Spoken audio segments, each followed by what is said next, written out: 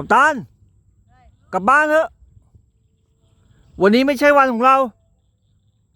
ยอมแพ้เก็บเลยนะ